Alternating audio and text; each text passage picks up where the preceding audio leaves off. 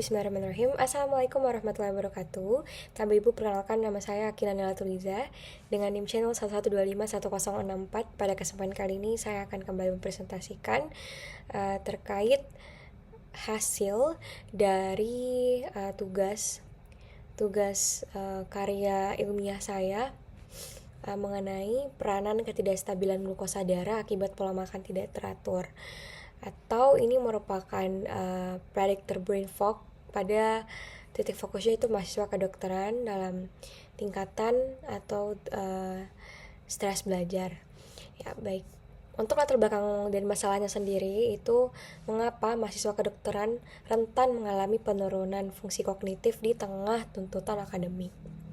Ya, seperti yang kita ketahui sendiri, beban akademik dan gaya hidup di dalam fakultas kedokteran sendiri, khususnya mahasiswa kedokteran ini akan menghadapi yang namanya tekanan akademik yang sangat ekstrim dan tentunya jadwal yang sangat padat. Nah, kondisi ini tentunya akan seringkali memaksa mereka mengabaikan pola hidup yang sehat. Nah, untuk dampak secara langsung itu dimana jadwal makan yang kacau, lalu hal tersebut itu terjadi yang namanya ketergantungan juga pada pola makan yang cepat saji. Terus tingkat stres kronis yang sangat tinggi. Siklus setan, saya sebutnya siklus setan di sini karena ketika makan menimbulkan pola makan yang buruk. Stres akademik itu tentunya akan memicu banyak sekali perilaku emosional yang tentunya akan mengacaukan metabolisme. Nah, ketika hal tersebut digabung, pola makan yang buruk, stres akademik juga, pemicu dari stres akademik itu sendiri, itu kan akan mengacaukan hormon tersebut akan dikacaukan sehingga timbullah variabilitas glukosa.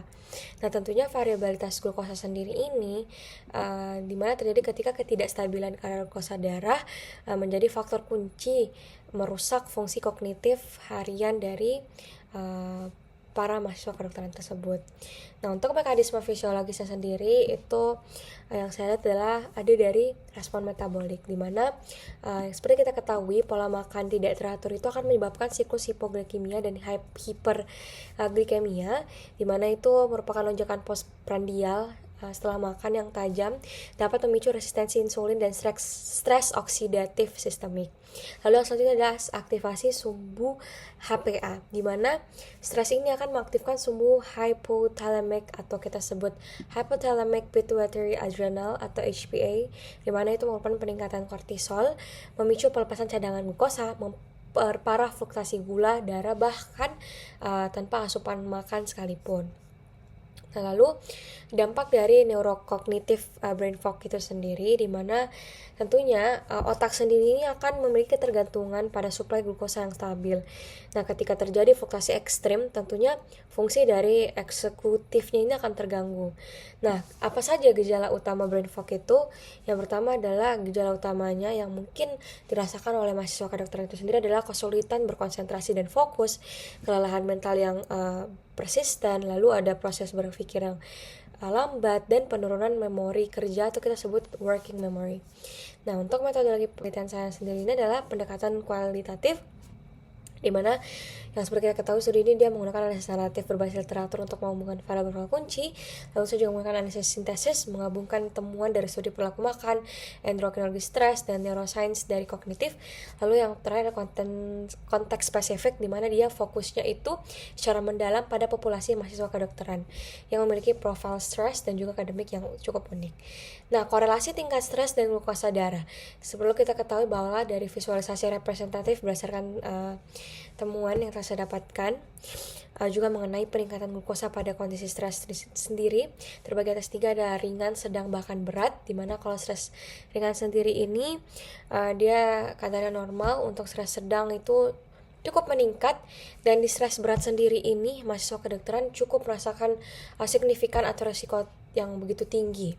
Nah, dampak pada performa akademik itu tentunya akan berdampak buruk. Contohnya seperti efisiensi belajar yang saya katakan tadi, bahwa penurunan resistensi informasi dan butuh waktu lebih lama untuk memahami materi kuliah.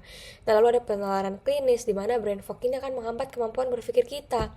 apalagi pada saat OSCE, karena itu masa-masa yang cukup krusial pada saat ujian klinis. Nah, yang terakhir adalah psikologis, di mana kita akan mengalami yang namanya penurunan motivasi dan peningkatan risiko burnout akibat kelelahan mental yang konstan. Lalu rekomendasi intervensi sendiri itu bagaimana? Nah, tentunya ini ada dua strategi ya. Yang pertama adalah strategi individu. Menata jadwal makan yang teratur untuk menstabilkan glukosa, lalu mengurangi asupan gula sederhana atau kita sebut dengan fast food atau junk food, lalu teknik manajemen stres seperti meditasi, olahraga untuk mengontrol kortisol yang ada pada tubuh kita.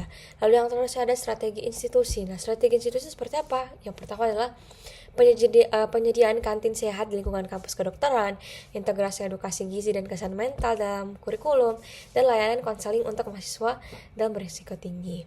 Nah, kesimpulan dari seluruh presentasi ini adalah ketidakstabilan glukosa darah akibat pola makan tidak teratur adalah prediktor kuat terjadinya brain fog pada mahasiswa kedokteran itu sendiri. Lalu intervensi holistik pada nutrisi dan manajemen stres sangat tentunya diperlukan untuk menjaga kesehatan kognitif calon dokter di masa depan. Baik, mungkin itu saja Ibu yang dapat saya sampaikan. Lebih dan kurangnya mohon dimaafkan. Terima kasih. Wabillahi taufiq wal hidayah. Wassalamualaikum warahmatullahi wabarakatuh.